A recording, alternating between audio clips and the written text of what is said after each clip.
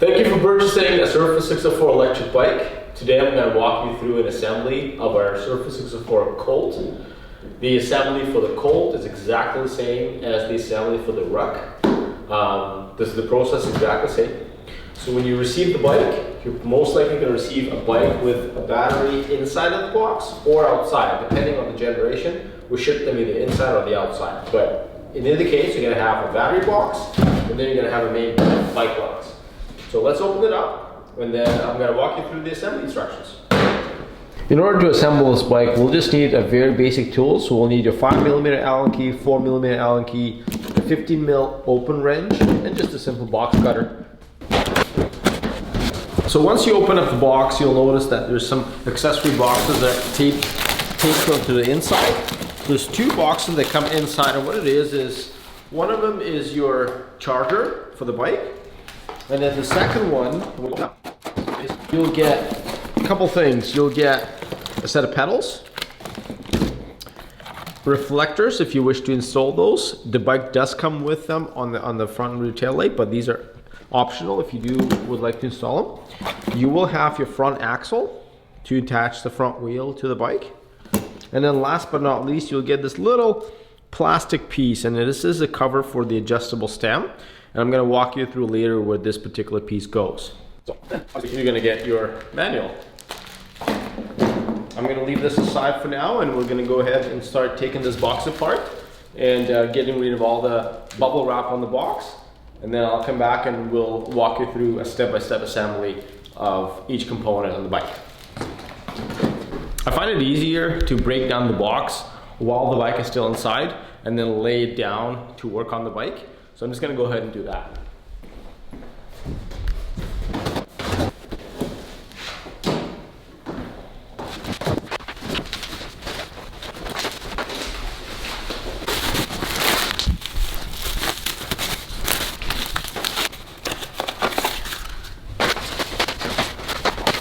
When you're removing all the bubble wrap and zap straps, one thing I would do is before you cut everything out, there's this one zap strap that I would leave on, and I'm going to remove it later. And I'm going to explain in 1 minute why I want to leave this on for now and do it a little bit later. But all the other stuff, all the other bubble wrap, I can go ahead and remove now. Now that we got most of the bubble wrap off the bike, we could continue assembling it on the ground like this, but for the purpose of showing you better on what components goes on first, I'm going to use my bike stand and hang the bike up here, and I'm going to walk you through a step-by-step assembly.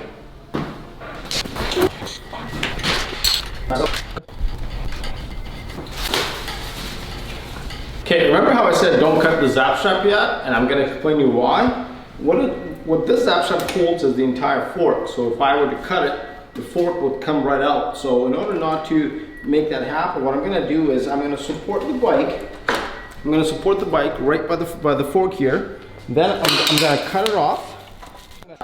I'm going to take it off. I can go ahead and install my handlebar, and to do that, all I need to do is grab the stem, put it right over it just like so, and then I'm going to grab my 5mm Allen key. I'm going to go right to the very top and just start turning it in.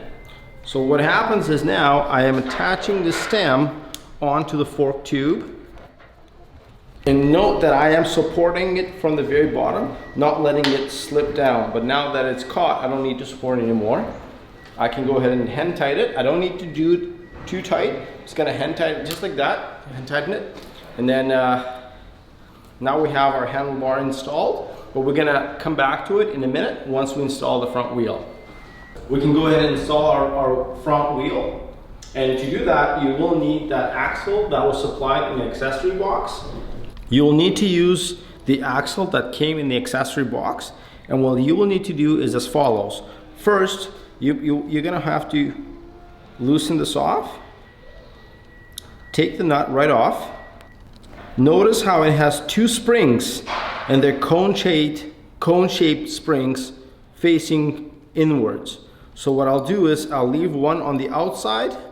I'll take the second one off, okay? And then I'm gonna put the axle with one spring on it right through like so.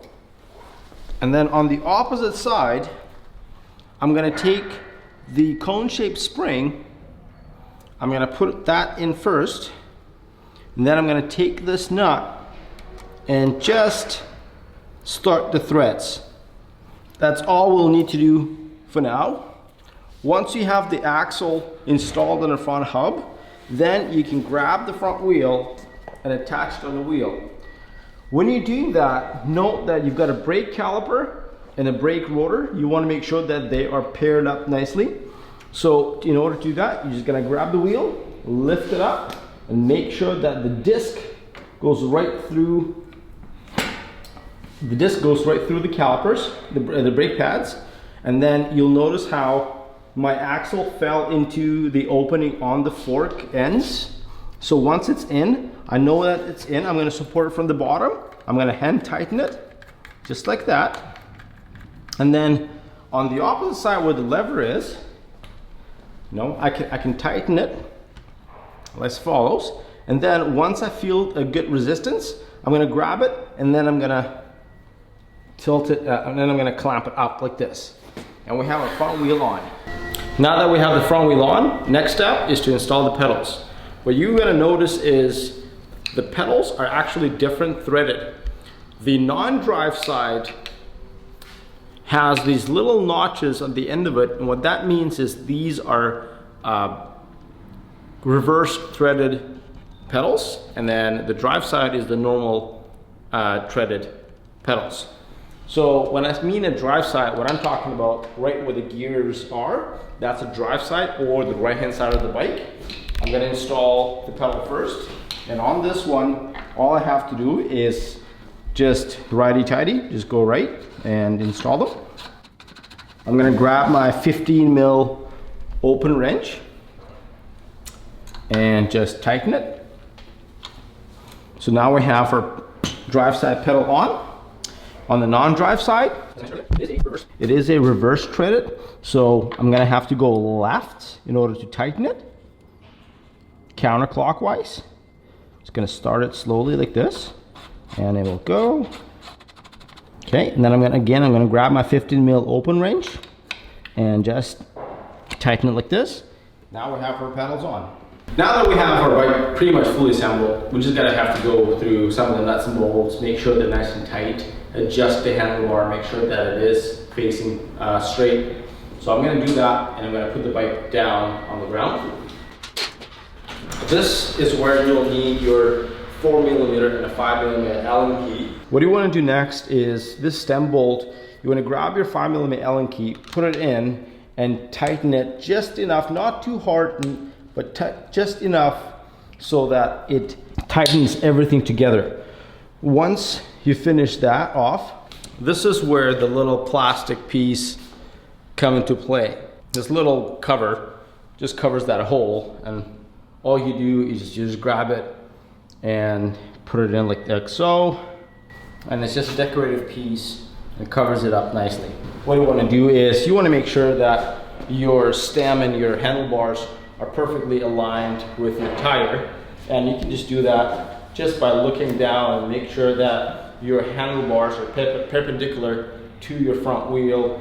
In my case, that looks pretty good to me. So I'm going to grab my 4mm Allen key and tighten these two bolts on the stem.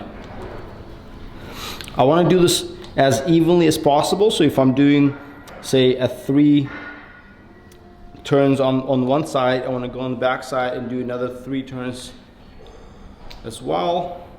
Done. So this completes the assembly of the stem. So now my front wheel is aligned with my stem.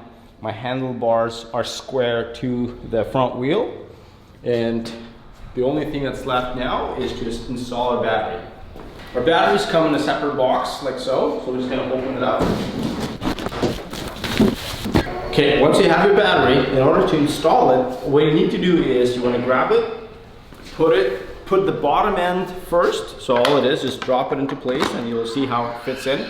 Grab the top end, the top part, and just put it in like so. Okay, in order to take it off, just put the key in and pull it out, and that's how you take the battery out. Now that we have assembled our bike, I want to walk you through a couple of things, a couple of adjustments that you need to pay attention to before you go ahead and start enjoying the bike. First thing, when you do receive the bike, it's important that you leave the battery on charge overnight, at least for 6 to 8 hours to give a really good charge before you start riding it. And then our bikes come equipped with this adjustable stem, and depending on the right position, you may want to tighten this or adjust it to your liking. And all you need is a 5mm Allen key. So what you do is you just install it like this, adjust it to your right height, however you like it. And in my case, I'm going to leave it drop down, and then I can just re-tighten it firmly. Now, this is how I have my handlebars. Something else to pay attention to is the brake levers and the shifter on the bike. People like them differently. Some people like the levers pointing up, some people like them pointing down, and 5mm Allen key is all you need in order to adjust that. So all you do is just loosen off the 5mm, and then you can adjust your brake levers, and then just tighten it like so, and the bike is good to go. And this completes our assembly video of Rook, Surface604 Colt, as well as Surface604 Rook. And yeah, we just want to thank you for your purchase, and hopefully you enjoy the bike. And by all means, if you have any questions, give us a call or send us an email, and we'll be happy to help you. Thank you.